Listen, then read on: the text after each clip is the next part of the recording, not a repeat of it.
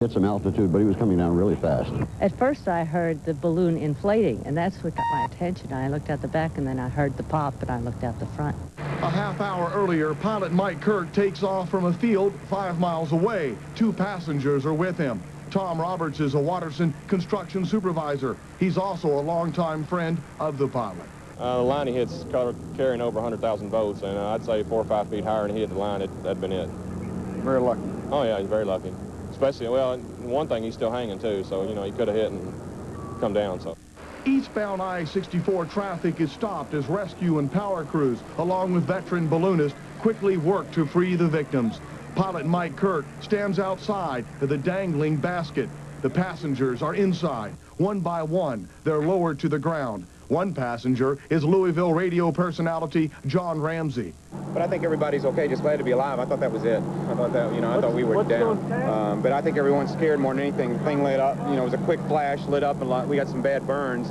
My back's a little messed up, but I think I'm going to be okay because I went down. Deborah Sheehan is inside from her emergency room hospital bed. She, too, is thankful she's alive to tell her story. I think for a minute we all thought, you know, this is it. It's over. Bumps, bruises, burns, and a little soreness. In short time, all 3 will recover. Pilot Mike Kirk says he's looking forward to the Derby Festival balloon race. But on this day, he's counting his blessings. I'm sure I was lucky, and I've seen people that even have survived and that have been much worse burnt than I have. And so I guess I'm pretty lucky. In Louisville, Craig Hoffman, WAVE-TV News. Paul Adrian reporting on the drama and danger faced by the victims and rescuers. On his morning drive to work, Rodney Hensley got involved. He looked up and saw the balloon still flying. I seen the balloon hit the wires. Sparks flew and the smoke, and I knew he was in trouble. And I just got out of my car, started running for people who had mobile phones, car phones or whatever, you know, start calling for help. Next, Hensley ran underneath the balloon and witnessed amazing bravery. Though dangling high in the sky, the pilot got out of the gondola. He climbed out of the basket onto the power line, holding on, trying to tie himself off, and then he threw down this line to me. Hensley and a couple of others became the anchors, holding the line and stabilizing the deflated airship. At one point, police officers told them to leave, saying they could lose their lives to electric shock if power lines snapped and fell. The crew of amateur rescuers refused. They stayed until the end. Meanwhile, professional emergency workers decided how to handle the multiple dangers. Several things were put into action almost immediately, getting LG&E here, getting our safety precautions in place, and once we had confirmation that power was cut off, we were able to begin the rescue. LG&E cut off electricity to the lower power lines. They carried between 30 and 40,000 volts each. But rescuers say the top line, the one the balloon struck, lost power as soon as it was hit. That's why the pilot lived to tell about his walk on the wire. If he had touched any other lines, death would have come in an instant.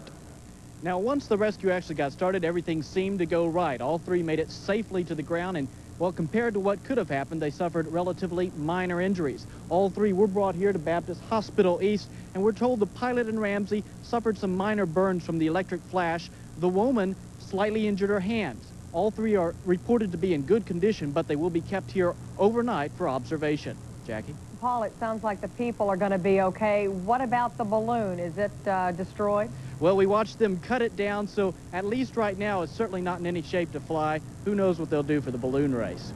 I don't imagine they'll be flying that one anyway. Yeah. All right, thanks, Paul.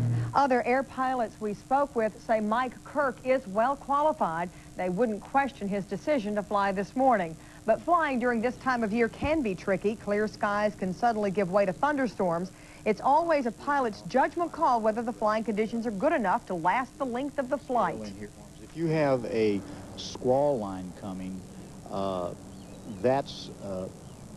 usually that's a fairly dicey thing to be playing around with. Kirk says despite a favorable weather report, once up in the air, he noticed severe weather closing in. When FAA officials confirmed his observation, he decided to bring the balloon down fast. Joining us now to talk about safety issues and ballooning is George Troutman. He is chairman of the safety committee for the upcoming Great Balloon Race. Thank you for being with us.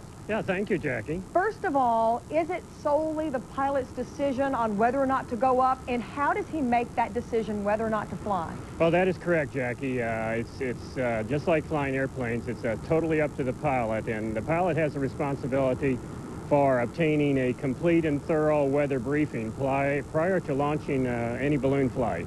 How accurate is that weather briefing? Sometimes we know that things can change. John Belsky will tell you that. And are there other things a balloon pilot should do before they go up on their own? Well, I think certainly that common sense would dictate how much you do, particularly on a morning like this. It was pretty evident that we had some major storms down in the Evansville area moving this way at 50 miles an hour.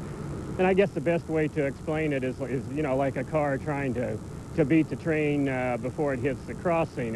When you fool with Mother Nature and weather like that, you certainly want to allow plenty of leeway in your decision-making process, because the train doesn't have to be there with the weather. The winds get there before the weather gets here, and you want to use and exercise extreme caution in making that decision. As to accuracy, it is very accurate. The weather comes through the National Weather Service, through the flight service station. So for the most part, particularly when there's bad weather in the area, you can bet on it.